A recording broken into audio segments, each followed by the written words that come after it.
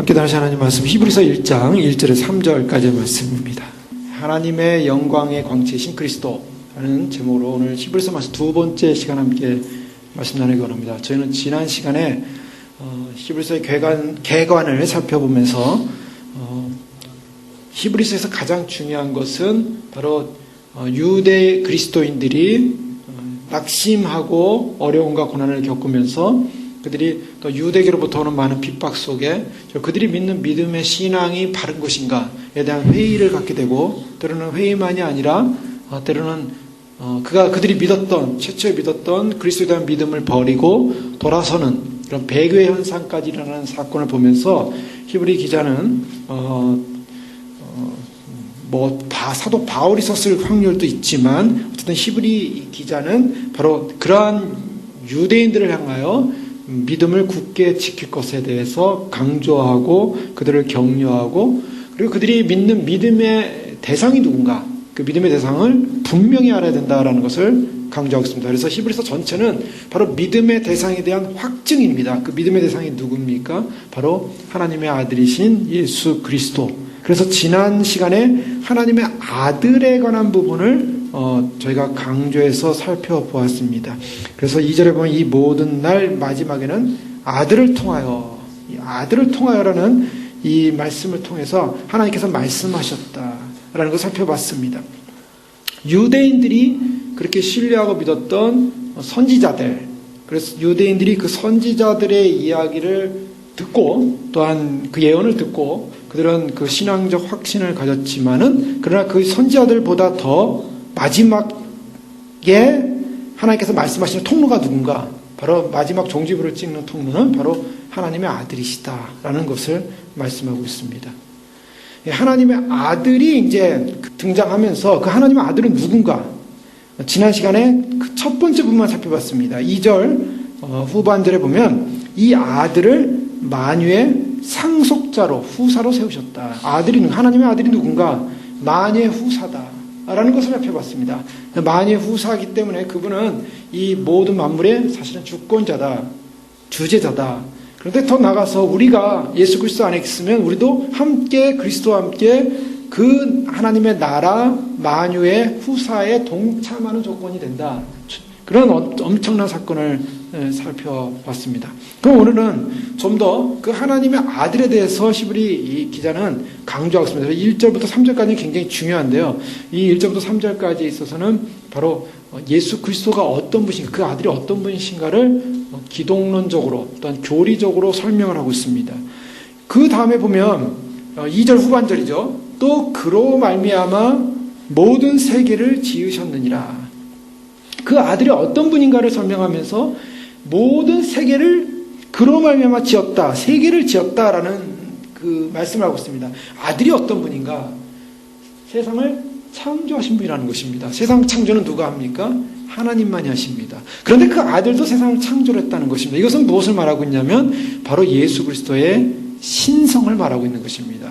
자, 하나님의 아들이라고 했을 때 그 아들은 하나님보다 좀 못한 존재가 아닌가, 밑의 존재가 아닌가라고 사람들이 생각할 수도 있습니다. 유대인들이 그렇게 생각을 하기도 했습니다. 그래서 예수 그리스도를 하나의 선지자로 보는 그러한 성향이 있었습니다. 그러나 예수님은 인간적인 선지자가 아니라 창조의 주체자로서 그에 의해서 그로 말미암아 창조가 일어났다라고 성경은 말하고 있습니다. 히브리서는. 그래서 예수 그리스도는 어떤 분인가? 창조자라는 것입니다. 창조라는 것은 다른 말로 하면 하나님이라는 것입니다. 이 하나님이라는 것은 또 다른 말로 하면 그리스도는 신이시다, 하나님이시다. 그래서 신성이라는 이 부분을 강조하고 있다는 것입니다. 예수님을 바로 알아야 되는데 유대인들이 알고 있었던 예수님은 단지 선지자 정도가 아니라 그분은 창조주 하나님이라는 것을 강조하고 있다는 것입니다. 여기서 그 모든 세계를 지으셨느니라라는 이 세계라는 말은 이 아이오나스라는 말을 표현하고 있는데, 이 아이온이라는 말은 헬라어로서 굉장히 중요한 의미를 담고 있습니다. 아이온 하면은 바로 세대를 말하기도 합니다. 이 세대가 할 때 아이온입니다. 그러나 이 세대라는 말 속에 또 뭐가 담겨지냐면 영원하다는 뜻입니다. 아이온 하면은 영원한 개념이 들어갑니다. 그래서 우리가 이터널 하는 그 이터널이 바로 아이온이라는 헬라어로 쓰고 있는데 영원한 시간을 말하고 있습니다. 즉 모든 세계를 지으셨는데 이 모든 세계라고 하는 것은 단지 눈에 보이는 물리계, 물질적인 세계만이 아니라 바로 영원한 하나님 안에 속한 영혼까지도 하나님께서 그리스도께서 다 그 세상을 지으셨다라고 말하고 있습니다. 영혼을 포함하고 있는 거예요. 그 영혼 안에는 만물이 포함되어 있습니다. 그래서 그런 어떤 굉장히 중요한 영적인 의미를 담고 있고요. 요한복음 1장 3절에도 만물이 그로 말미암고 지은 바 되었으니 지은 것이 하나도 그가 없이 된 것이 없느니라.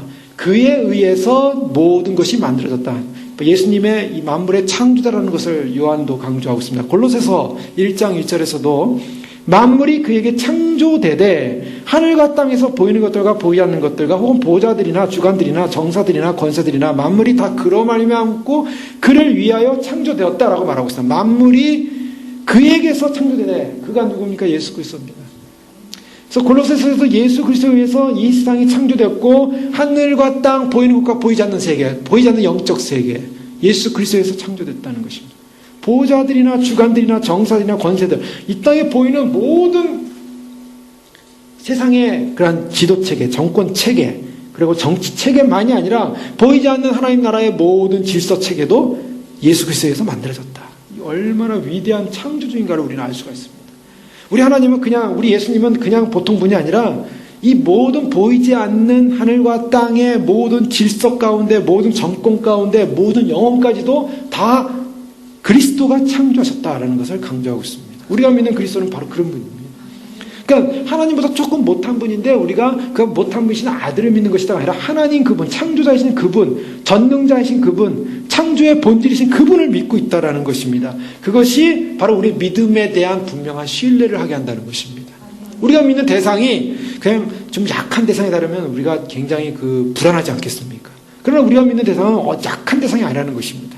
당시 유대인들이 예수 그리스도를 생각할 때 예수님은 약한 분, 또 그냥 인간이었던 분이라고 착각하기 때문에 예수님에 대한 믿음을 잃어버리고 다시 유대교로 돌아가는 사건이 벌어진 것입니다. 그분이, 우리가 믿는 예수님은 그런 분이 아니라는 것입니다. 얼마나 위대하고 능력 있고, 그래서 2절 말씀에 만유의 후사로 세우셨다라고 말하고 있어요. 만유의 후사. 그분이 사실은 만물을 지으신 만유의 주인이시지만 그 만유를 후사로 세웠다는 것은 하나님께서 그를 통치자로 세웠다는 것입니다. 자, 그로 말미암아 모든 세계를 지으셨고 창조된 사건, 이것이 바로 오늘 예수 그리스도의 이 창조권, 창조의 신성을 말하고 있음을 보여주고 있습니다. 두 번째로 보게 되는 것은 3절입니다. 이는 하나님의 영광의 광채시요. 오늘 말씀은 좀 더 이렇게 분석해 보는 건데요. 예수님은 어떤 분이신가? 또한 예수님은 하나님의 영광의 광채라는 것입니다. 자, 하나님의 영광, 하나님의 영광. 이것이 이 유대인들에게, 이스라엘 백성들에게 굉장히 중요했습니다. 하나님의 영광이 이스라엘 백성들에게 언제 임합니까? 이번 주일날, 내일 모레 설교의 제목이 하나님의 영광인데요. 하나님의 영광은 다시 성전의 임함으로 말미암아 사람들이 느낄 수 있었습니다. 모세가 시내산에서 율법을 받을 때 시내산에 어떤 사건이 일어났습니까? 구름이 임했죠. 그리고 막 나팔 소리도 나고요. 천둥, 번개가 막 치고요. 그러면서 막 불이 일어났습니다. 불. 그러니까 그 시내산 아래에 있는 그 사람들이 막 겁이 나가지고 무서워서 막 난리가 나지 않았습니까? 그 하나님이 구름 가운데 영광으로 임했습니다. 그 영광이 임한 모습의 하나의 모습이었어요. 그래서 구약에서는 하나님의 영광이라고 하면 쉐키나, 소위 말해서 이 하나님의 구름, 안개, 뭐 이 정도로 하나님께서 임재하는 것을 보면 하나님 영광이 임한다라고 이렇게 그들은 하나님께서 임하고 계시구나라고 눈으로 보고 가식적으로 보고 인식할 수 있었습니다. 그런데 오늘 3절 말씀에서는 단지 구약에서 제사를 드릴 때나 속죄제를 드릴 때나 아니면은 또 율법을 받을 때나 하나님께서 가현적으로 이렇게 구름 가운데 임하시는 정도로만 이스라엘 백성들이 하나님의 영광을 봤다면 실제로 예수님은 어떤 분이신가? 예수님은 하나님의 영광의 광채다 라고 오늘 설명하고 있습니다. 이 말씀은 굉장히 신비한 그런 관계를 맺고 있습니다. 하나님의 영광이라는 것과 광채라는 것으로 인해서 이렇게 지금 예수님을 표현하고 있습니다. 이 예수님의 표현이 어떠냐면 하나님의 영광과 광채입니다. 자, 그 예수님은 하나님의 영광의 광채. 자, 이것을 쉽게 생각하면 태양이라고 생각해 보세요. 태양이라는 것이 있으면 태양이 본체입니다. 그런데 우리가 태양을 느끼는 건 뭡니까? 빛입니다. 빛. 빛이 오므로 저게 태양이구나. 태양이 만약에 검하고 빛이 없어 봐요. 그럼 태양이라고 안 느끼죠. 태양이 태양일 수 있는 것은 빛이 임하기 때문입니다. 아침에 태양이 뜬다는 건 그건 빛이 임하기 때문이에요. 마치 그 관계라는 것입니다. 하나님의 본체가 있는데 하나님의 본체가 본체로서 가만히 있는 것이 아니라 빛을 내고 있어요. 그 빛을 내는 그 빛이 누군가? 바로 그분이 예수 그리스도라는 것입니다. 그러니까 태양의 본체와 빛이 분리될 수 있습니까? 없습니까? 분리되지 않아요. 그러니까 태양이라는 가치성은 빛과 함께 있어요. 빛을 딱 빼버리면 태양이라는 가치성이 없어져 버립니다. 그런 것처럼 이거 지금 쉽게 물리적으로 해석을 해보는 것입니다. 하나님이라는 존재가 그리스도의 빛이 없어. 그리스도라는 그 빛이 나타나지 않으면 하나님의 영광이 드러나지 않는다는 것입니다. 하나님의 영광은 어디서 드러나냐면 확인되냐면 그리스도라는 광채를 통해서 확인되고 있다. 이것을 설명하고 있는 것입니다.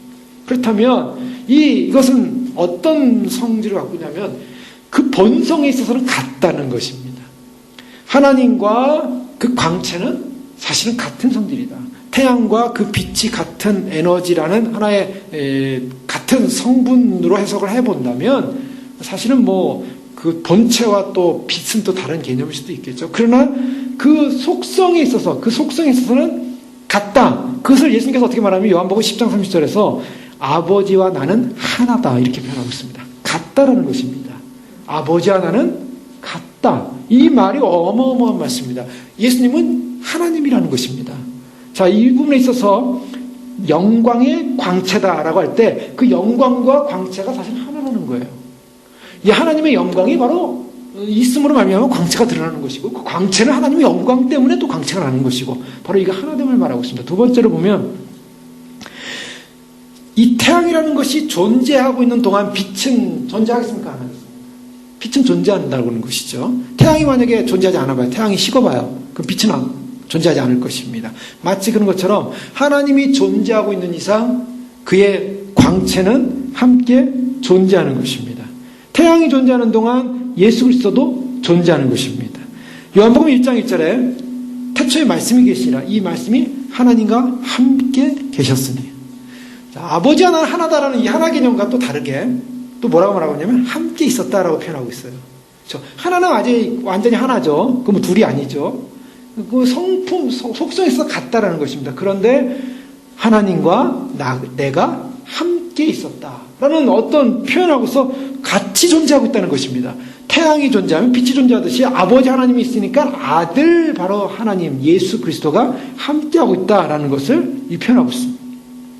이것은 떼어질 수 없는 관계다라는 것입니다. 태양이 있으면 빛이 있듯이 하나님과 예수 그리스도는 떼어질 수 없다라는 것으로 해석할 수 있습니다. 그러나 여기서 또 한 가지 우리가 볼 수 있는 것은 빛은 어디서부터 나옵니까? 사실은 빛은 태양의 본체로부터 나옵니다. 빛이 태양의 본체로부터 나오기 때문에 사실은 태양 오리지널 태양은 아니에요. 또 그렇죠? 빛이 오고 있어요. 태양은 지금 계속 존재하고 있어요. 빛은 발하고 있죠. 그리고 거기서부터 나오고 있어요. 그 때문에 이 안에 있는 태양이 아니라 나오고 있는 빛이에요. 그런 것처럼 영광의 광채라고 했을 때는 바로 하나님 그분의 하나님 그분이 계시지만 성부 하나님 계시지만 거기서부터 나오는 광채로서 하나님과 동일하지만 떼어낼 수 없지만 그러나 거기서 나오지만은 태양 그 본체는 또 아니에요. 이제 이게 어려운 개념이죠. 같기도 하고 하나이기도 하고 그렇지만은 어떤 분리 개념을 갖고 있기도 합니다. 그렇지만은 또 그 안에 속성이 같아요. 자, 그래서 서로 구별되어지는 존재입니다.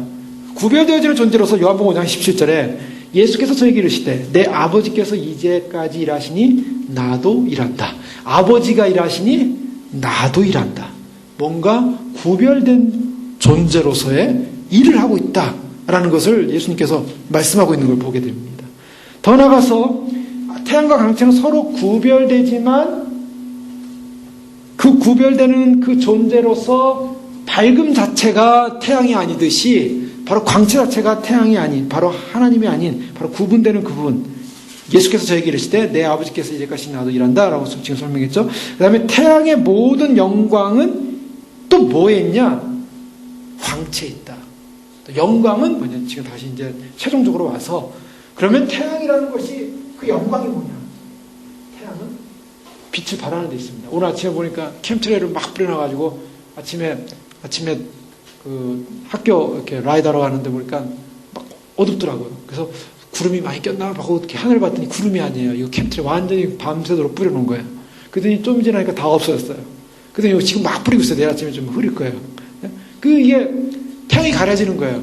딱 가려질 때 기분이 너무 나쁜 거예요. 저게 자연구름이면은 가려져도 괜찮은데 그 태양이 밝게 아침에 비치는 거를 인공구름을 막 뿌려놔가지고 가려놨어요.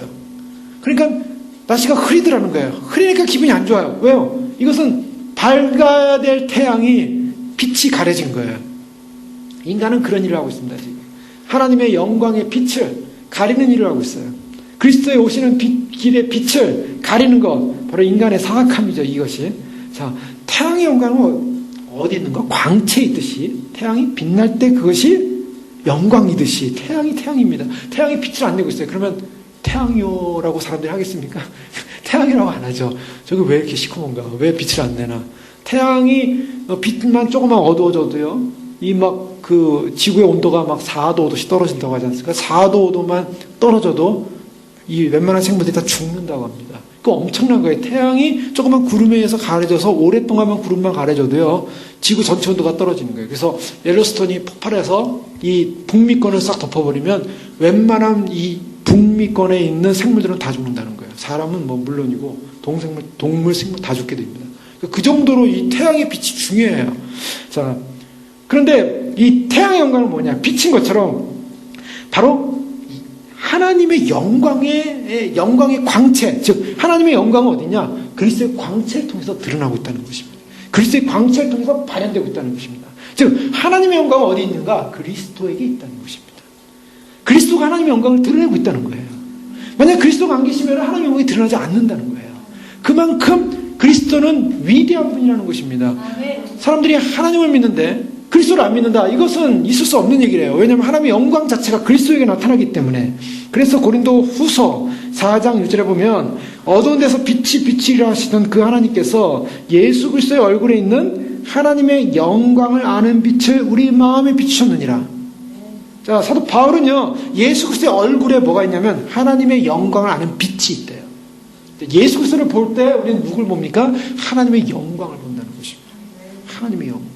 그래서 예수님이 하나님의 영광을 드러내는 분으로서 바로 이 세상에 결국 하나님을 드러내시는 계시의 통로가 누군가? 하나님의 계시의 통로는 예수 그리스도였다는 것입니다. 그래서 요한복음 14장 9절에 예수께서 가라사대 빌립아 내가 이렇게 오래 너희와 함께 있으되 네가 나를 알지 못하느냐? 나를 본 자는 아버지를 보았거나 어쩌냐 아버지를 보이라 하느냐? 나를 본 자는 아버지를 보았다. 바로 이 부분에 있어서 바로 예수님이 하나님을 드러내시는 빛으로서 하나님을 나타내고 있다라는 것을 보여주면서 결국에는 그 광채와 그 영광의 본성이 결국 하나다. 성부와 성자는 하나고 바로 이것은 뭘 말하고 있냐면 결국 성자는 어떤 분이신가? 하나님 그분이요 신성을 가진 분이시다는 걸 강조하고 있습니다. 그래서 오늘 이 히브리서 1장 1절에 3절까지 해서 예수님을 어떻게 소개하고 있냐면 예수님은 바로 하나님이시다. 신이시다. 그래서 그 영광을 드러내고 계시다. 라는 것을 말씀하고 있어요. 자, 이스라엘 백성들에게 있어서 하나님의 영광을 아까 보는 것은 무엇이었다 그랬습니까? 특별히 1년에 한 번씩 대속죄일 날 대제사장이 지성소에 들어가서 속죄, 1년에 딱 한 번 드리는 속죄를 할 때 그때 하나님의 영광이 직접 임했습니다. 그래서 그 언약궤 위로 하나님의 구름이 임해가지고 영광이 임했어요. 실제로 이스라엘 백성은 그걸 보는 겁니다. 그래서 하나님께서 우리의 죄를 용서해 주시는구나. 그래서 하나님의 영광을 본다는 거죠. 그러나 그런 제사 때 임했던 하나님의 영광과는 비교가 안 되는 진정한 하나님의 완전한 영광을 예수님은 드러내신다는 것입니다. 그래서 하나님은 완전한 하나님의 영광을 드러내시는 분, 그러니까 이스라엘이 본 구름의 하나님의 영광 정도가 아니라 그분 본성 자체를 예수님께서 다 드러내시면서 빛을 발하면서 하나님의 영광을 나타내시는 분이다. 그런 의미에서 예수님은 신이시고 탁월하시다. 그래서 구약의 어떠한 제사를 통한 하나님의 영광보다도 탁월하신 하나님의 영광을 드러내시나 예수님의 우월성을 지금 말하고 있는 것입니다. 즉 히브리 그리스도인들에게 뭘 말하냐면 예수님이 어떤 분인가? 그분이 보통 분이 아니라는 것입니다. 율법과 토라에 익숙해서 선지자들의 메시지에 익숙해 있던 그 유대인들에게 예수님 그분이 어떤 분인가를 심어준다는 것 자체가 굉장히 중요한 것이었어요. 왜냐하면 예수님을 바로 알아야 그들의 신앙이 분명하기 때문에. 그래서 예수님을 지금 히브리서 기자는 이렇게 설명하고 있는 것입니다. 세 번째로 보면 그 본체의 형상이시라 그런 말씀을 하고 있습니다. 자, 이 말씀도 또 이렇게 분석을 해봐야 됩니다. 그 본체 현상이라는 것은 뭐냐? 본체가 있습니다. 그런데 예수님은 무엇입니까? 그 본체를 드러내는 모양이라는 거예요. 쉽게 얘기하면 이 형상이라는 이 카락터라는 어원을 쓰고 있는데요. 이것은 동전에 쿵 눌러가지고 사람 얼굴을 쿵 누르면 사람 얼굴이 딱 찍히지 않습니까? 마치 그런 것과 같다는 것입니다. 도장을 찍는 것과 같이 아니면은 이 동전에 화상을 새기는 것과 같은 새기는 개념을 갖고 있습니다. 하나님의 본체를 그대로 새기고 있다. 그래서 나를 본 자는 아버지를 보았다라고 성경은 말하고 있는 것입니다.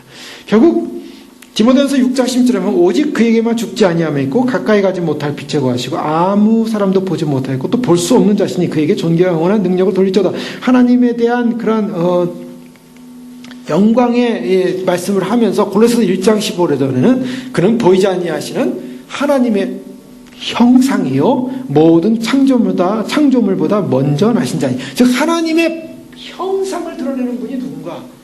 바로 예수님이라는 것입니다. 하나님은 보이지 않아요. 우리가 천국에 가서도 하나님은 못 봅니다. 하나님을 본 사람은 없어요. 모세가 하나님을 보려고 할 때 하나님께서 모세를 손으로 가립니다. 눈을. 그래서 눈을 가려가지고 하나님을 못 보게 하나님이 하세요. 왜요? 하나님을 보면 죽게 돼 있어요.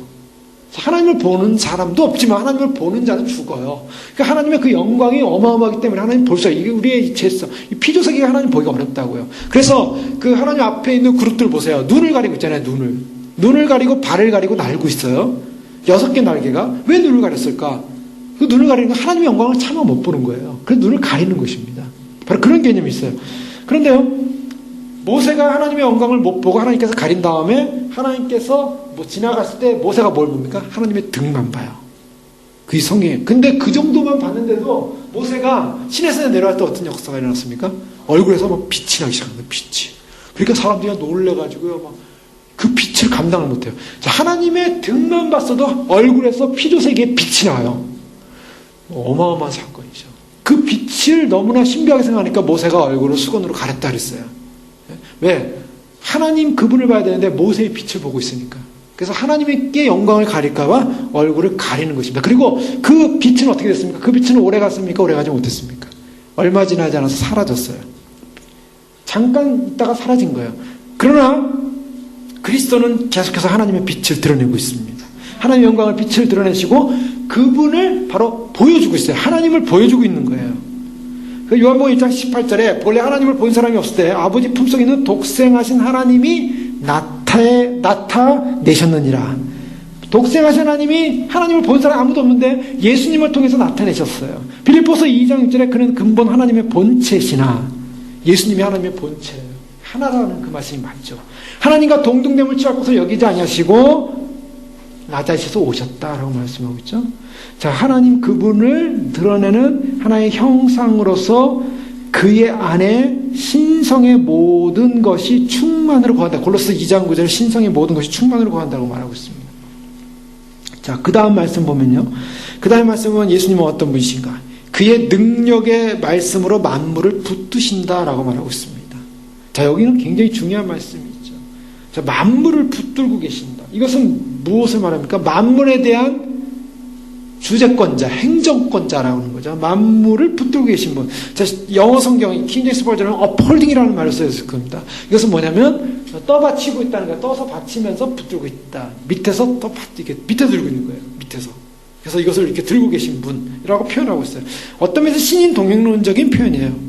신인 동영론적이라는 말씀, 앤스로몰피즘이라는 표현을 쓰고 있죠. 그래서 소위 말해서 하나님이 사람과 같은 그런 표현을 써서 인간을 이해시키는 모습이에요. 그래서 그 만물을 붙들고 있다라는 이 표현인데, 이 붙들고 있던 하나님 질서 안의 만물은 그냥 이렇게 움직이고 있는데, 이것을 보면 뭘 할 수 있냐면, 이 만물이라는 것이 어떤 에너지에 의해서 움직이고 있습니까? 어떤 에너지에서 유지되고 있습니까? 하나님의 말씀이라는 에너지에 유지되고 있다는 거예요. 자, 여기서요, 우리가 잠깐 생각하면요, 하나님의 말씀의 파워를 우리가 느낄 수가 있습니다. 그의 능력의 말씀으로 만물을 붙드신다. 하나님의 말씀, 여기서 더 구체적으로 예수님의 말씀이 어떤 말씀인가? 파워라는 거예요. 능력이라는 겁니다. 그 능력이 말씀을 붙들고 있어요. 자, 이것이 우리가 성경을 통해서 많이 볼 수 있었던 장면이죠. 예수님께서 그 능력의 말씀을 발할 때 어떤 역사들이 일어나서 기적이 일어나죠. 기적. 예수님께서 말씀하시는 그 말씀에 바람과 바다를 꾸짖으니까 바람과 바다가 그대로 멈춰버려요. 잠잠해집니다. 질병과 고통을 향하여 말을 하니까 질병과 고통이 떠나갑니다. 귀신을 향하여 명령하니까 귀신이 복종하고 떠나갑니다. 심지어는 죽은 자에게 걸어 나오라고 하니까 죽은 자가 걸어 나옵니다. 이 놀라운 사건이 어마어마한 사건입니다. 나사로의 무덤 앞에서 예수님께서 나사로야 나오라니까 그 말을 듣고 죽은 자가 살아났어요. 이것이 바로 그리스도의 말씀의 능력입니다. 모든 이 피조세계의 후사로 세우셔서 그의 말씀 앞에 통제되게 하시는 하나님의 능력. 근데 하나님의 말씀이 어떤 역사냐? 결국 만물을 통일시키고 만물을 질서 있게 한다는 거예요. 만약에 그 말씀이 없으면 어떤 세계가 이루어지냐면 혼돈이 와버립니다. 혼돈이 와버려요. 말씀이 없으면 혼돈. 처음에 창조할 때 창세기 1장을 보시면 혼돈하고 공허했다 그랬잖아요. 근데 거기에 뭐라고 하십니까? 빛이 있으라. 말씀이 나갔어요. 빛이 있으라 하시면 빛이 생기는 거예요. 막 빛이 막 생기기 시작하는 거예요. 그 말씀의 능력. 그래서 우리는 지금 태양을 보고 우리는 항성이라고 그러죠. 항상 불에 타는 것을 항성이라고 합니다. 그래서 스타라고 보통 얘기하죠. 영어에서. 그 별이라고 얘기해요. 별. 별은 어떤 것인가? 별은 이렇게 빛이 나는 걸 별입니다. 빛이 스스로 나는 건 별이고 빛을 받아서 반사하는 것들이 있어요. 그런 걸 우리는 행성 정도로 얘기해요. 별이 아니에요. 이 태양계에서 별은 하나죠. 태양입니다. 그런데 저 태양계 밖에 은하계를 보면은 반짝반짝 빛나는 은하수를 보죠. 그 은하수가 다 뭐냐? 빛나는 게 뭐냐? 다 태양과 같은 항성이에요. 스타예요. 그 어마어마한 스타들이 쫙 깔려있는 거예요. 태양보다 더 큰, 태양보다 더 많은, 셀 수가 없어요. 그 어마어마한 우주 안에 은하계는 하나의 점 정도밖에 되지 않는다는 거예요. 태양계도 뭔데 태양계 밖에 은하계 밖에 더 은하계보다 상상할 수 없는 곳. 근데요, 하나님 나라가는 그 우주 위에. 왜요? 하나님의 발등상이 우주라 그랬거든요. 그 하나님 발 아래가 우주예요. 하나님 얼마나 큰 분인가. 그 태양, 우리가 천국에 올라간다는 거 어마어마한 사건입니다. 이건 시공간을 초월하는 아주 초자연적인 사건이에요. 그러니까 우리 이성으로는 이 공중을 뚫고 올라갈 수 없는데, 주님께서 오시는 그 시간에 차원 변화가 싹 일어날 때, 차원 변화가 일어나면요, 우리가 상상할 수 없는 능력이 되어서 올라가게 돼 있어요. 그러니까 지금 이 시각으로는 못 올라가요. 이 존재로는 못 올라가요. 그래서 혈과 육으로 하나님 나라 못 받는다. 하나님 나라 못 들어갑니다. 그러니까 반드시 변형돼야 돼요. 그래서 변화가 일어나는 거예요. 변화가 안 되는 사람은, 이상을 먼저 떠나는 사람은 육체는 놔두고 영혼만이 가는 거예요. 영혼은 그런 변형될 수 있는 이제 능력에 의해서 가게 돼요. 어쨌든 이 엄청난 사건, 혼돈하고 해체되는 것을 막는 것이 뭐냐? 하나님의 말씀이라는 것입니다. 생명의 통합적인 원리, 생명을 주는 원리가 뭐냐? 하나님의 말씀이에요. 모든 권세를 초월하여 존재하는 것이 하나님의 말씀이에요. 우리가 하나님 그리스도의 말씀을 대한다는 것은요, 이것은 어마어마한 기적적인 사건입니다. 아멘. 그리스도의 말씀으로 우리는 사는 거예요. 아멘. 그리스도의 말씀을 믿음으로 사는 것입니다. 아멘. 사람들이 이 그리스도의 말씀을 우습게 여기고 무시하다가는 지옥에 떨어지는 거예요. 그 예수님 십자가 옆에서 한 강도가 처음에는 비난하다가 나중에 마음이 바뀌었어요. 그래서 하도 옆에 있는 사람이 비난하니까 그만 비난하라고. 이분은 우리처럼 나쁜 사람이 아니라고. 그럴 때 당신의 나라에 임할 때 나를 기억해달라고 할 때, 내가 오늘 나와 함께 낙원에 있으리라. 그 한마디로 끝이에요. 그 한마디로 낙원이에요. 하나님의 예수 그리스도의 말씀의 능력, 죽은 자를 살리고 생명을 살리고, 우리가 이 말씀을 대한다는 것이 얼마나 위대한 사건인가, 얼마나 위대한 능력인가. 우리는 이 말씀의 이 말씀으로 말미암아 우리에게 주어지는 힘이라는 것은요, 이것은 상상을 초월하는, 이 땅에 어떤 에너지를 먹고 어떠한 우리가 힘을 얻고 하는 것과 비교가 안 되는 것입니다. 그러니까 이 말씀을 우리가 가졌다는 것은요, 한마디로 하나님의 능력을 소유하고 있다는 거예요. 그 때문에 이 말씀을 대한다는 것이 얼마나 위대한 사건인가, 감동스러운 사건인가, 감격스러운 사건인가.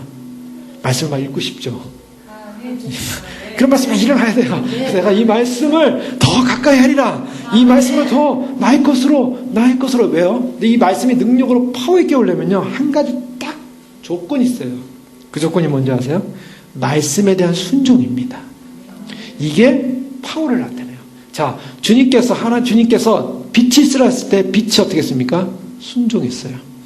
그게 이제 역사예요. 예를 들면 태양계가 있어요. 태양계, 그 다음에 태양을 도우고 있는 수성, 금성, 지구, 화성, 목성, 이렇게 순서대로 가죠. 이것을 주님께서 창조하실 때 빛이 있으라 할 때 태양도 지으시고 그 다음에 순서대로 돌아라.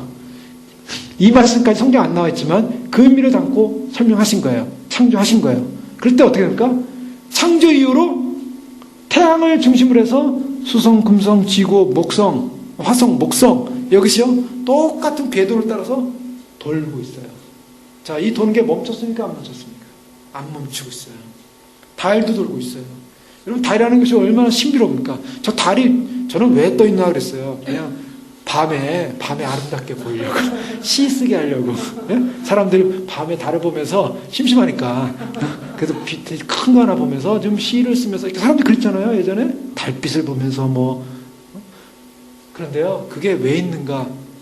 최근에 알았습니다. 달이 있음으로 말미암아 이 바다가요, 물이 들어왔다 나왔다, 이게 이제 가능한 거예요.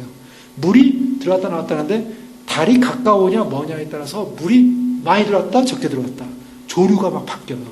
그러면서 생물들이 일로 올라갔다 저리로 올라갔다, 저 남쪽에 있는 생물이 저 여기 캘리포니아에 있는 생물이 저 북쪽으로 갔다 내려왔다, 생태계가 다 바뀌고 있어요. 그게 뭐냐면 달이 있음으로 말미암아 달이 당기는 힘 때문에 바다가 움직이고, 바다가 움직이는 것 때문에 생물들이 존재한다는 거예요. 하나님이 그냥 달을 그냥 만들어 놓은 게 아니에요.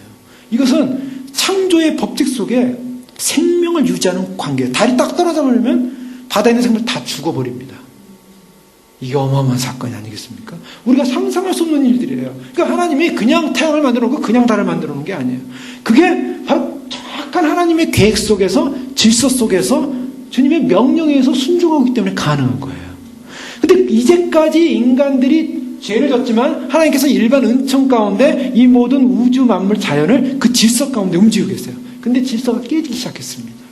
그래서 태양이 빛을 잃기 시작하고 달이 빛을 잃기 시작하고 달이 변화되고 태양이 변화되고, 요한계시록 보면 태양이 검어지고 달이 붉은색처럼 변하고 뭔가 이 천체계의 변화가 일어날 것을 얘기하고 있죠. 뭐냐면 하나님의 말씀이 이제 심판을 예고하는 거예요. 그것이 바로 종말이에요. 그래서 마지막 때 예수님께서 말씀하신 게 보면 마지막 때는 천재지변이 일어날 것이다, 지진이 일어날 것이다, 기근이 일어날 것이다, 얼음이 일어날 것이다, 천지의 모든 별들이 문제가 생길 것이다. 주님께서 예언하셨거든요. 뭘 말하냐? 주님이 말씀의 능력으로 이 땅 가운데 구원의 은총 가운데 있도록 사람들로 하여금 구원의 시간을 허락했는데, 이제 그 구원의 시간이 끝날 때가 되면 주님의 말씀의 능력으로 그 구원의 시간들이 이제 질서가 깨어진다는 것입니다. 우리 편에서 질서가 깨어지는 것이지만 주님께서는 이제 그의 모든 계획과 섭리들을 이제 마지막을 정리하는 시점으로 간다는 거예요. 어마어마한 말씀의 능력. 말씀의 능력이 우주의 뼈대요, 중심이요, 에너지의 본질입니다. 그래서 이 말씀에 순종하여 각 행성들이 자기 궤도를 돌고 자기의 삶을 살고 그러는데요, 우리의 인생에 있어서도 이 말씀이 파워를 올리면 어떻게 되냐면 반드시 말씀에 대한 순종이 따를 때 파워가 일어납니다. 그래서 히브리서 전체를 통해서 말하고 있는 거는, 히브리서 전체를 한번 읽어보세요. 그러면 어떤 말을 하냐면 말씀에 대한 순종, 복종을 굉장히 강조해요. 특별히 2장 8절에 보면 만물을 그 발 아래 복종하게 하셨느니라, 만물을 복종하게 하셨느니라. 자, 주님께서 이 만물을 주관하는 주권자의 창조자라면 그 다음에 어떤 사건이 일어나면 만물이 복종되어야 되는 명령이 따르는 것입니다.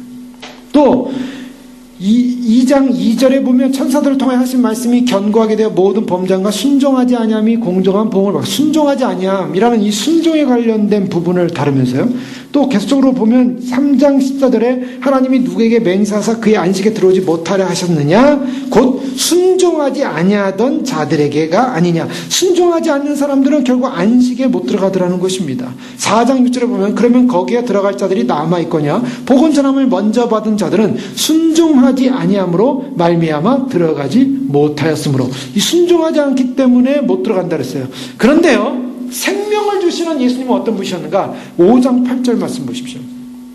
5장 8절에 보면 그가 아들이시면서도 받으신 고난으로 순종함을 배워서. 자, 사람들은 안식에 못 들어간 사람은 순종하지 않았대요. 복음을 들었는데 순종하지 않았대요. 그런데 예수님 그분, 생명을 주시는 그분, 참으로 대제사장으로서 오셔서 단번에 희생의 제사를 드리는 그분은 어떤 사건을 일으켰냐면 고난으로 말미암아 순종함을 배워서 순종하셨다는 거예요. 그래서 9절에 보면 온전하게 되셨은즉 자기에게 순종하는 모든 자에게 영원한 구원의 근원이 되시고. 자, 하나님과의 구원관계, 그리스도와의 구원관계는 무엇과 연관이 있냐면요, 바로 순종과 연관이 있다고 말하고 있어요. 그리스도에게 순종하는 사람에게는 구원이 주어진다고 말하고 있습니다. 이것이 굉장히 중요해요. 그리스도의 말씀은 능력인데요, 그 말씀은 죽는 자를 살리고 사망에 있는 사들을 생명으로 인도할 수 있는 그런 능력의 말씀인데, 온 우주를 붙들고 있는 말씀인데, 이 온 우주를 붙들고 있는 그 말씀의 핵심은 뭐냐 하면, 말씀이 능력으로 나타나면 모든 만물이 복종하고 순종하는 것처럼 믿는 우리들도 그 말씀 앞에 순종되어질 때, 고난으로 순종을 배우셨던 바로 그 예수 그리스도의 말씀에 순종할 때 우리에게 놀라운 축복의 구원이 이루어진다고 말씀하고 있습니다. 얼마나 위대한 사건인지 모릅니다. 순종, 바로 말씀의 능력 앞에, 그 말씀 앞에. 그래서 그 순종할 때 우리가 구원의 생명을 얻는다. 붙드신다라는 이 개념 얼마나 위로가 됩니까? 주님이 말씀으로 우리를 붙드십니다. 만물을 붙드십니다. 그러니 주님께서 그 말씀을 우리가 의지하는 것보다 더 확실한 것은 없는 것입니다. 이상의 어떤 것도 없어요. 무엇을 의지하겠습니까? 무엇을 의지하겠어요? 말씀 의지하지 않으면 다 무너집니다. 여러분, 이런 벽에다가 뭐를 걸려고 못을 박을 때 그냥 아무데나 막 치면 구멍이 뻥뻥 뚫리지 않습니까? 근데 정확하게 나무가 있는 곳을 자꾸 치면은 그것은 못이 제대로 박히게 되죠. 마찬가지입니다. 우리가 이 세상을 살아가는 거, 이 세상 의지하는 거, 이 세상 물질, 이 세상 환경, 이 세상 조건, 경제력, 문화, 또 외양, 장식, 이 모든 것들은 다 허망이에요. 그건 다 나중에 다 무너질 것입니다. 우리가 진정으로 우리의 마음의 중심에 못을 박아야 될 곳은 어디냐면 하나님 말씀이에요. 그리스도의 말씀에 못을 박고 그리스도의 말씀에 사로잡히고 그리스도의 말씀의 능력 앞에 사로잡히고, 그럴 때 우리에게 주님이 주시는 생명의 능력이 나타나는 것입니다. 그 다음에 보는 말씀은 죄를 정결케 하는 일을 하신다. 우리 예수님은 무슨 일을 할까? 가장 핵심적인 일, 예수님의 구속적 사건에 관한 말씀을 하고 있습니다. 예수님의 구속적 죄를 정결케 한다. 자, 여기서 우리는 이 기독교 세계관을 보습니다. 기독교 세계관은 보통 이 세 가지로 볼 수 있죠. 기독교 세계관 하면 처음 나타나는 것이 뭐냐면 창조입니다. 자, 세계관, 월드뷰라고 그러죠. 우리는 기독교가, 즉 성경이 말하는 이 세상은 어떠한 관점에 의해서, 철학적 개념입니다. 어떤 관점에 의해서 세상이 말씀하고 있는가? 창조입니다. 그런데 그 다음 단계 뭐예요? 타락이에요. 그 다음 단계 뭐예요? 구속이에요. 그 다음 단계 완성입니다.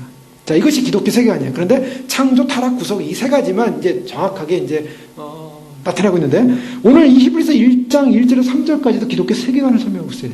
하나님은 창조자요, 그리스도는 창조자요. 근데 그 창조자인데 그 그리스도의 말씀의 그 능력 가운데 머물지 못하고 순종하지 못한 사람은 어떤 사람입니까? 죄를 지은 사람입니다. 질서가 깨어진 사람. 죄가 그래서 질서가 깨어져서 죽음이 오는 거예요. 원래 질서를 깨어진 것 자체가 죽음이에요. 우리가 질병에 와 걸립니까? 이 육체가 제대로 기능을 발휘하지 못하니까 이 문제가 생겨요. 병이 오는 것입니다. 그래서 그 제대로 기능을 발휘해야 되는데, 기능을 발휘하려고 의사들이 뭐 째기도 하고 붙이기도 하고 해서 그것을 이렇게 발휘해 보십시오라고 에너지를 넣어보지만, 그것이 하나님의 능력에서 자생적으로 발휘되지 않는 이상에는 발휘할 수가 없어요. 인간이 할 수 있는, 의사들이 할 수 있는 일이 뭡니까? 의사들이 할 수 있는 것은 원인을 제거해 보지만 재생하는 것은 자체 세포의 능력이에요. 하나님 주신 세포의 능력이 재생을 해야지 의사들이 재생을 못 시켜요. 그렇지 않습니까? 짝재고 꼬매놓은 다음에 가만히 놔두잖아요. 의사가 붙입니까? 의사는 거기까지밖에 안 해요. 그 다음에 이 안에서 스스로 세포들이 서로 붙어서 서로 막 생명을 연결해가지고 그래서 붙는 거 아니겠습니까? 질서라는 것이 하나님의 능력 안에 있을 때 질서인데 하나님을 떠나게 되니까 질서가 깨어지니까 그 다음부터 문제가 생기는 거야. 죄가 들어왔어요. 죄로 말미암아 이 세상이 온통 무질서로 가기 시작한 것입니다. 그러나 완전히 하나님께서 완전 무질서로 던져버린 건 아니죠. 그래도 하나님께서 성령을 통해서 일반 은총을 통해서 그래도 홀드하고 계세요. 그래서 은총 가운데 질서를 유지해 주세요. 그래서 오늘도 태양을 선인과 악인에게 비춰주시는 은총을 베풀어 주는데 그것이 이제 곧 끝날 것입니다. 주님이 오시고 나면 이제 무질서로 가게 될 거예요. 무질서 속에 등장하는 것이 무질서의 왕, 짐승이 나타나는 거예요. 그래서 자기의 질서를 만들어요. 자기 질서, 폭력이요, 독재입니다. 그래서 이 사단이 하는 것은 사단은 결국 쫓겨난 존재 아닙니까? 쫓겨난 존재니까 자기가 그 열등의식, 하나님이 되고자 하는 교만이 꺾이니까 그 다음에 그 교만을 풀 데가 없잖아요. 그러니까 인간에게 다 푸는 거예요. 그리고 하나님을 잘 섬기는 백성들에게 푸는 겁니다. 그래서 이 짐승의 시대가 되면은 예수님 잘 믿는 사람들 그냥 죽여버려야 속이 시원한 거예요. 그것이 바로 성도의 권세가 깨어지는 개념입니다. 그러나 그 전에 주님께서 믿음의 사람들을 이제 데려가시는 사건이 반드시 일어나는 거예요. 믿음의 천년에 데려가시는 거예요. 그러면 남은 사람에게는 그런 그 사단으로부터 오는 고통 가운데 그걸 당하게 돼 있어요. 그것이 성경에 이미 예언된 말씀대로 가는 것입니다. 그런데요, 그 죄로 말미암아 문제가 생긴 이 땅을 향하여 바로 예수님이 하신 일이 뭡니까? 타락한 이 세상을 구속하는 일을 하셨어요. 그것이 죄를 정결케 하는 일을 하신 분이시다 라는 것입니다. 그리스도가 누군가? 이제 더 핵심적으로 드러나는 것입니다. 유대인들이 믿었던 하나님, 그 위대하신 주님, 그 영광의 광채, 영광, 하나님의 영광, 그리고 하나님의 신성을 생각하고 묵상했던 그들이지만, 그러나 그러한 하나님의 신성을 가지고 세상을 창조하고 세상을 움직이고 세상을 주권 가운데 다스리는 만물을 붙들고 계신 분이 누군가? 바로 그리스도예요. 그 그리스도에 거기서 끝난 것이 아니라 인간의 죄, 무질서의 문제를 해결하기 위해서 오신 분이시다 라고 선언하고 있는 것입니다. 고린도서 5장 21절에 하나님의 죄를 알지도 못하신 자를 우리를 대신하여 죄를 삼으신 것은 우리로 하여금 저의 안에서 하나님의 의가 되게 하심이라. 죄를 알지도 못하신 자를 우리를 대신하여 죄를 삼으셨다고. 그래서 이것을 무엇을 말하고 있냐면요, 이것은 굉장히 중요한 의미를 말해요. 정결케 한다라는 이 표현을 잘 보십시오. 이거는 다른 데서는 잘 안 쓰는 표현입니다.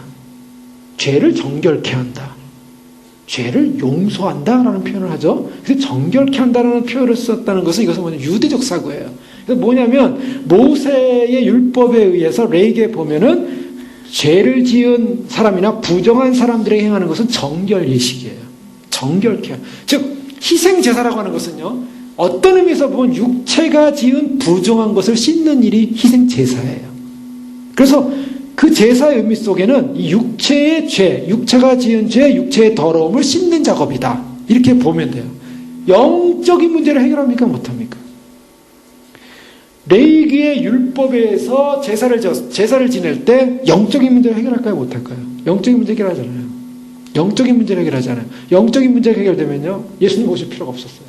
영적인 문제가 해결되지 않고 육체적인 문제, 예를 들면은 시체를 만졌다거나 뭘 했다거나 육체가 뭔가 이 잘못했을 때 그에 대한 성결 예식을 합니다. 죄 씻는 작업을 해. 그걸 죄라고 보는 거죠. 물론 마음속에 있는 죄라든가 살인이라든가 악한 것이라든가 그런 거에 대한 부분도 없지 않아 그걸 통해서 사람들에게 뭘 하냐면 양심에 죄책감을 줬어요. 양심에. 그래서 희생제물이 죽는 걸 통해서 죄라는 것은 나쁜 것이구나, 저렇게 죽어야만 하구나 해서 계속 죄에 대한 인식을 시켜줬습니다. 그러나 본질적인 영적인 문제의 죄가 해결되지 않아요. 영적인 문제의 본질적인 문제가 해결되지 않습니다. 그래서 본질적으로 해결되지 않으니까 어떻게 합니까? 매번 제사를 드려야 되는 거예요. 매번. 만약에 본질적으로 해결됐다면 매번 제사를 드리지 않죠. 예수님 오실 필요가 없었어요. 근데 영적인 문제가 본질적으로 해결되지 않고 일시적으로 잠정적으로 육체와 관련된 어느 한 부분만이 해결이 됐고 씻어졌기 때문에 더 이상의 진전이 없었어요. 그러니까 계속 제사를 반복해야만 했습니다. 계속 반복해야 돼요. 그런데 계속 반복하는데 해결이 안 돼요. 완전한 소위 말해서 완전한 시스템, 완전한 정결이 일어나지 않아요. 그러니까 이 부분에 있어서 구약의 제사가 불완전하다는 것을 유대인들이나 제사를 하는 사람도 다 알고 있어요. 그리고 제사를 행하는 그 제사장들 자체도 죄 속에 있는 존재라는 걸 알아요. 그들도 죄가 있어요. 그래서 죄를 속죄하기 위해서 희생제물을 죽이는 제사장들조차도 죄인이었고, 자기 죄 문제도 사실은 해결받아야 될 존재였고, 그리고 다 불완전한 거예요. 죄를 속죄하는 중보 역할을 하는 제사장도 불완전하고, 그리고 희생제물을 통해서 아무리 씻지만은 바로 템포럴리로 씻겨지는 거예요. 어느 상황. 그 다음에 또 상황이, 그 다음 상황에는 또 씻어야 돼요. 또 씻어야 돼요. 그래서 매번 제사를 드리러 가야 되는 거 아닙니까? 매번 제사를 드려야 되는 거예요. 그리고 1년에 한 번씩 이스라엘 백성들의 대속죄일 때 한 번씩 다 죄를 용서함 받아야 돼요. 자, 이런 관계가 계속됐다고요. 그런데 예수님께서 오셔가지고 하신 일이 뭐냐면 죄를 정결케 했다라는 이 편에는 무엇을 말하냐면 바로 구약 희생 제사보다 예수님의 제사는 도저히 비교할 수 없는 완전한 한 번의 제사로 끝낸 탁월한 우월성이다. 바로 그것을 말하고 있어요. 자, 바로 이제 환란이 시작되면 유대 성전이 지어질 것이고, 유대 성전이 되면 성경 말씀대로 이제 제사가 다 시작될 것입니다. 지금은 닭을 잡잖아요. 6월절날 닭을 잡아요. 그래서 닭을 잡아가지고 이제, 왜냐면 양을 잡는 날은 제상 성전을 다시 지었을 때 양을 잡기로 했어요. 그래서 그 전까지는 우리가 닭을 잡자. 그래서 6월절날 예루살렘에 가면 닭을 잡아가지고 닭의 피를 이렇게 쏟습니다. 괜히 닭만 죽게 돼 있어요. 그런데 양이 안 죽고. 근데 이제 성전이 지어지면 이제 양을 잡을 거예요. 근데 중요한 것은 그렇게 잡아도요, 결국 온전한 영적인 속죄가 안 일어나는 거예요. 일시적인 거예요. 이 유대의 이 제사법이 그런 거예요. 그래서 그걸 통해서 계속 양심의 죄에 대한 죄책을 주면서, 그렇지만 본질적으로 해결이 안 되는 거예요. 그냥 어느 정도까지는 해결이 돼요. 그래도 그것이 없었던 존재 나라들보다는 달라요. 그리고 그것을 하나님께서 어느 정도 속하고 정결케 해줬어요. 그러나 그 정결함이 완전한 정결함은 아니라죠. 그리스도가 오셔서 완전한 정결함으로 말미암아 그동안 그리스도에 대한 설명, 창조하셨죠, 만물을 붙잡고 계시죠, 이런 것과 비교도 안 되는 위대한 일을 하셨다는 거예요. 그것이 희생 제물이셨다는 거예요. 그래서 만물이 그 앞에 붙잡혀 있었고 아버지 앞에 기쁨이었고 영광이신 그분이 이 땅에 내려오셨을 때 도대체 왜 내려오셨을까? 우리는 질문을 해봐야 되는 거죠. 예수님이 내려오신 목적 이미 다 알고 있습니다. 하나님의 영광의 광채만을 드러내시려고, 아니면 만물의 통치권자임을 자랑하려고? 예수님께서 이 땅에 내려오신 목적은 본질적으로 분명했어요. 우리의 죄 문제 해결하기 위한 것이었습니다.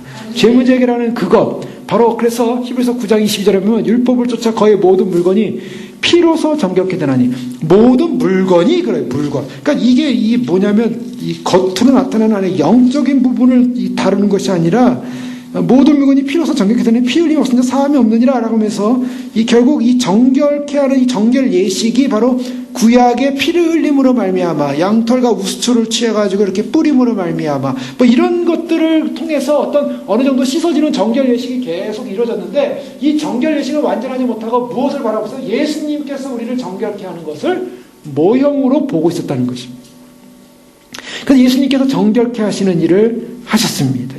9장 13절 말씀 보면 육체의 더러움을 깨끗게 하는 것이라는 것을 우리가 볼 수 있게 되는데요. 염소와 황소의 피와 및 암송아지의 죄를 부정한 자에게 뿌려 그 육체를 정결하게 하여 거룩하게 하거든. 자, 여기서 이제 강조되는 게 뭡니까? 육체를 정결하게 한다. 이렇게 표현하고 있죠. 그런데 예수님의 그 피 뿌림으로 말미암아 우리에게 일어나는 사건은 뭡니까? 10장 22절에 보면 우리가 마음의 뿌림을 받아 악한 양심으로부터 벗어나고 몸은 맑은 물로 씻음을 받았으니 참마음과 온전한 믿음으로 하나님께 나아가자. 악한 양심으로부터 벗어났다는 것이에요.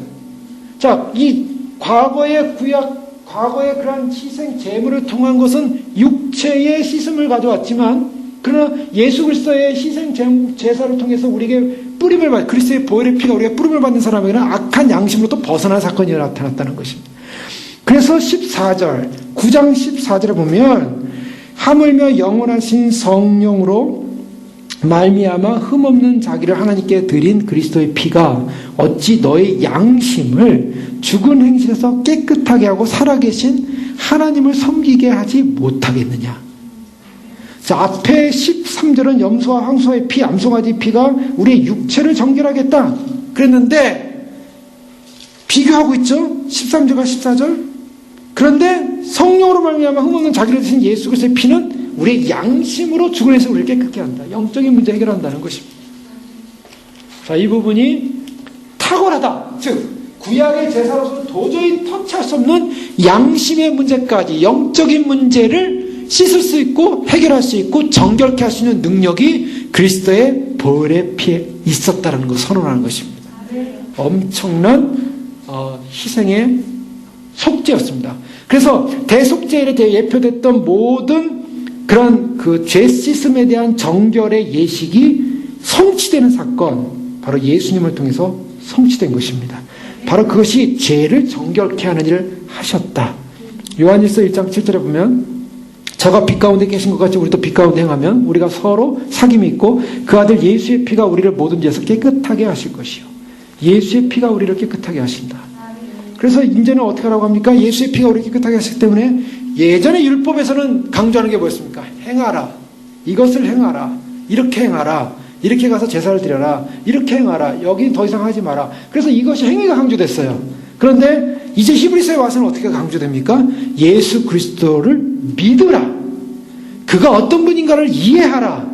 그리고 그 피의 제사를 통한 구속의 은혜를 받아들이고 믿음으로 자신을 정결케 하는 일을 하라. 그리스도의 사역을 믿으라는 것입니다. 그래서 믿는 사건이 어떤 사건이 벌어지냐면 우리의 행위적 사건을 뛰어넘는 거예요. 구약적 율법적 어떤 희생적 사건을 뛰어넘는 것이 그리스도를 믿는 사건이 되어버린 것입니다. 엄청난 사건이에요. 그 다음에 주어진 것이 뭡니까? 높은 곳에 계신 지극히 크신 이의 우편에 앉으셨느니라. 자, 예수님께서 죽고 돌아가신 다음에 그 다음에 하신 일이 승기입니다. 낮아진 다음에 높아지셨어요. 높은 곳에 앉으셨다. 자, 히브리서 10장 11절에서 14절 말씀을 보시면 중요한 말씀 나옵니다. 히브리서 10장 11절에서 14절 말씀. 제사장마다 매일 서서 섬기며 자주 같은 제사를 드리되 이 제사는 언제나 죄를 없게 하지 못하거니와. 자세히 보세요. 구약의 제사는 죄를 없게 하지 못했다고 말하고 있어요. 자, 이 제사는 언제나 죄를 없이 못했어요. 그러니까 불완전한 거예요. 불완전한 정결이에요. 그러나 12절에 오직 그리스도는 죄를 위하여 한 영원한 제사를 드리시고 하나님 우편에 앉으셨다라고 말하고 있어요. 이 어마어마한 사건이 벌었어요. 근데 여기서 주목해야 될 게 뭡니까? 동사를 주목하세요. 자, 동사가 뭡니까? 11절에 나온 동사, 제사장이 한 행위적 동사, 예수님께서 12절에 한 행위적 동사가 뭡니까? 차이가 뭡니까? 11절에 누가요? 제사장은 서서 섬기며. 그런데 어떻게 서서 섬겼어요? 매일. 이 제사장들이 그 성전에 들어가서 하는 그런 사역 가운데 제사장들이 앉아서 사역하라는 얘기는 없습니다. 앉는 의자도 없어요. 제사장들은 다 서 있어야 돼요. 이거 힘든 일이죠. 계속 서 있어야 돼요. 서서 일해야 돼요. 그런데 12절에 보면 예수님은 어떻게 하셨습니까? 예수님은 그리스도는 죄를 위하여 한 영원한 제사를 드리시고 그 다음에요 하나님 우편에 앉으사. 왜 앉으셨습니까? 끝났다는 것입니다. 끝났기 때문에 앉으신 거예요. 제사장들은 왜 서 있었어요? 안 끝났어요. 매일 제사를 드려도 매일매일 제사를 드려도 안 끝나요 이게. 그러니까 계속 제사를 드리는 겁니다. 계속. 그래서 서 있어야만 해요. 앉을 시간이 없어요. 앉을 시간이 있겠죠. 그러나 못 앉아요. 아직 이 사역이 안 끝난 거예요. 그런데 예수님은 단 한 번의 제사를 드리시고 하나님 보좌 우편에 올라가셔서 앉으셨어요. 자, 이 앉았다는 표현 성경에 굉장히 많이 나옵니다. 특별히 시편 110편 1편은 굉장히 중요한 구약 말씀이에요. 찾아보십시오. 시편 110편 1편. 굉장히 중요한 말씀입니다. 이것은 이스라엘 백성들이 하나님의 신성, 이 초대교회 때 특별히 예수 그리스도의 신성에 대해서 얘기할 때, 그리고 예수님이 자신이 어떤 분인가를 이 유대인들에게, 특히 가야바에게, 대제사장 가야바였죠? 그 법정에서 그 예수님께서 자신을 얘기할 때 예수님께서 변론하시면서 하신 말씀이 바로 시편 110편 1절 말씀입니다. 한번 읽어보시죠. 같이 읽겠습니다. 시작. 여호와께서 내 주에게 말씀하시기를 내가 내 원수로 내 발판 안에 되게 아직 너는 내 오른쪽에 앉아 하신다. 예, 이것이 무엇을 말하냐면요, 바로 하나님께서 내 오른편에 앉으라. 누구에게 한 말입니까? 아들에게 한 말이에요. 바로 이분이 누군가 하면 바로 예수 그리스도, 예수님의 신성을 말하고 있어요. 근데 구약 유대인에게 있어서는 바로 이 사건, 이 하나님의 우편에 앉는다는 이 사건이야말로 가장 위대한 영예고 가장 위대한 영광스러운 신성만이 갖는 자만이 앉을 수 있는 것이라는 걸 알고 있었어요. 근데 바로 예수님께서 바로 그 시편 110편 1편의 예언대로 돌아가시고 희생제사 다 드리시고 부활하시고 승천하셔서 우편에 앉으셨다는 거예요. 다니엘 7장 9절에 보면 내가 보았는데 왕자가 놓이고 옛적부터 항상 계시니가 좌정하셨는데, 좌정했다라는 이 표현은 권위와 영예를 말하고 있어요. 계시록 5장 13절에도 내가 또 들으니 하늘 위에와 땅 위에와 땅 아래와 바다 위에와 또 그 가운데 모든 만물이 가로되 보좌에 앉으신 이와 어린 양에게 찬송과 존귀와 영광과 능력을 세트로 돌릴지어다. 이 앉았다는 표현은 어마어마한 사건입니다. 이게 그냥 우리가 성경을 통해서 앉으셨구나라가 아니에요.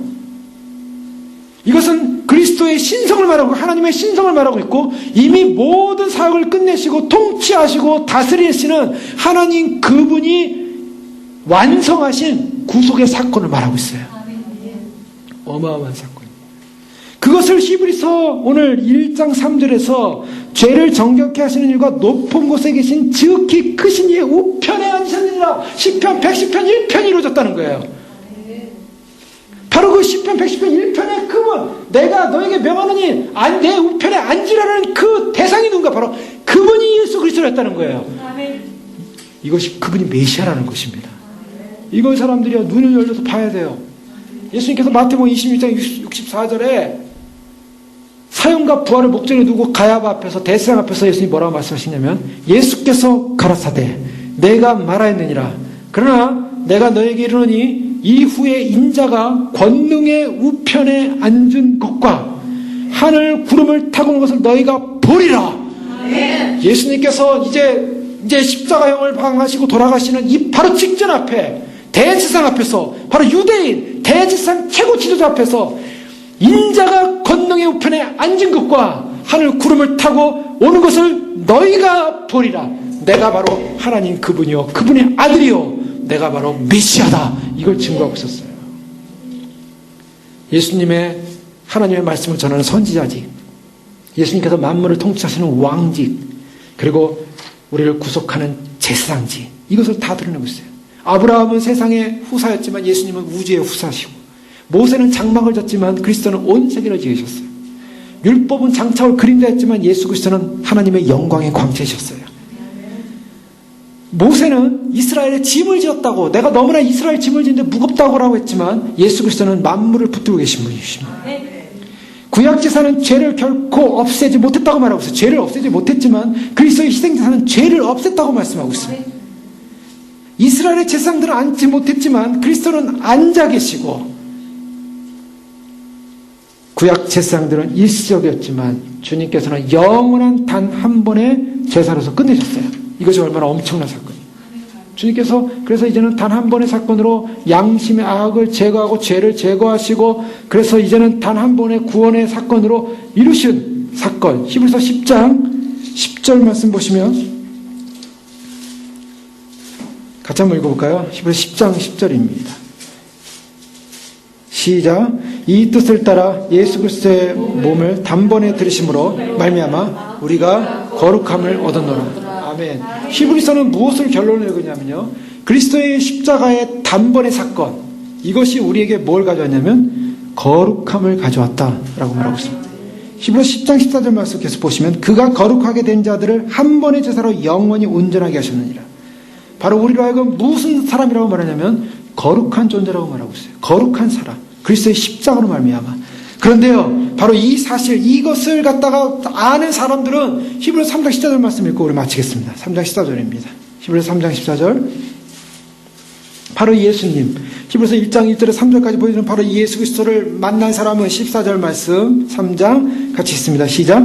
우리가 시작할 때 확신한 것을 끝까지 견고히 잡으면 그리스도와 함께 참여한 자가 되리라. 아멘. 우리가 시작할 때 확신한 것, 이것이 중요합니다.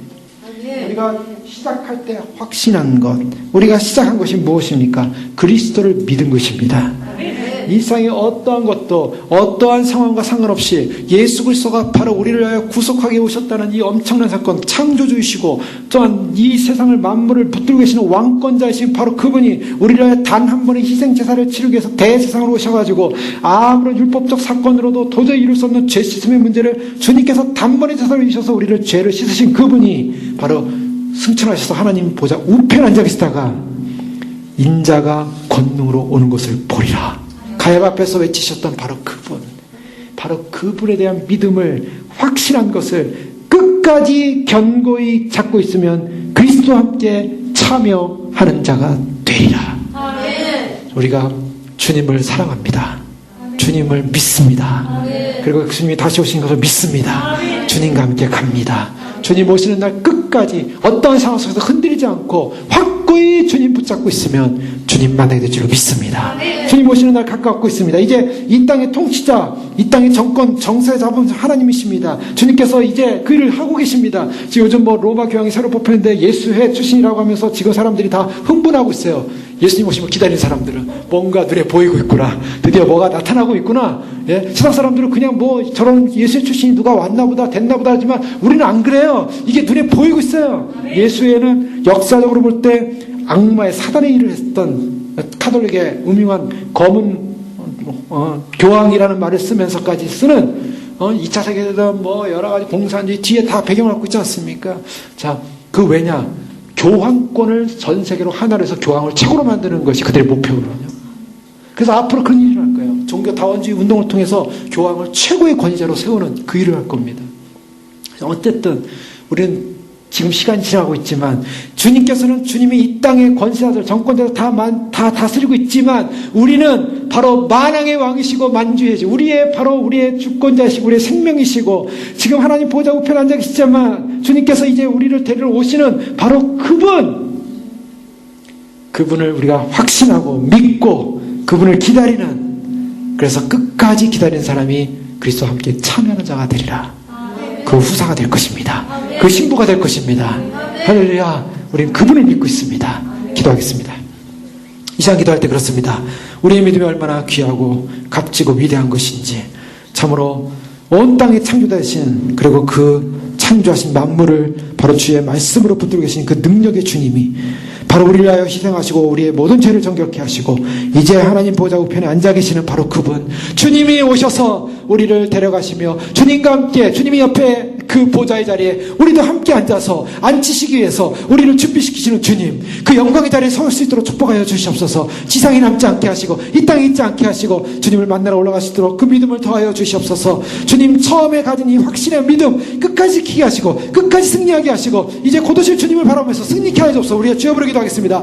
주여, 주여, 주여. 아버지 하나님 감사합니다. 우리 부르신 하나님 감사합니다. 아버지 하나님 참으로 이 밤이다. 아버지 하나님 참으로 우리가 주님을 믿고 소망하며 주님을 바라보며 달려갈 수 있도록 축복하시니 감사합니다. 오직 주님 안에 믿음 안에 말씀 안에 달려갈 수 있는 그 믿음자들 되어지게 하시고 오직 주님 안에 승리할 수 있는 그런 믿음자들 되어지게 하시고 아버지 하나님 말씀의 진리 가운데, 생명의 진리 가운데, 구원의 진리 가운데 설 수 있는 믿음의 승리자들 될 수 있도록 축복하여 주시옵소서. 아버지 하나님 우리가 한 사람도 한 생명도 아버지 하나님 이 지상에 남을 수 없습니다. 주님 오시는 그날에 주님을 맞이하게 우리는 달려갑니다. 아버지 끝까지 승리하게 하시고 말씀으로 승리하게 하시고 진리로 승리하게 하시고 주님이 오시는 그날에 주님을 뵙게 하여 온전히 설 수 있는 믿음으로 설 수 있도록 축복하여 주시옵소서. 주님 감사합니다. 승리 주님 감사합니다. 우리를 불러주셔서 감사합니다. 아버지 하나님 참으로 주님 우리가 아버지 하나님 주님 오시는 그 시간을 놓치지 않게 하시고 끝까지 믿음으로 승리하여서 아버지 주님 오시는 날 주님을 맞이할 수 있도록 영광의 주님, 아버지 하나님 하나님의 영광의 광채시고 아버지 하나님 본체의 형상이시고 능력의 말씀으로 이 모든 만물을 붙들고 계시며 죄를 정결케 하시는 일 하시고 높은 곳에 계신 지극히 크신 이의 우편에 앉으신 바로 주님, 아버지 하나님 주님께서 앉아 계시다가 이제는 아버지 하나님의 산자와 죽은 자를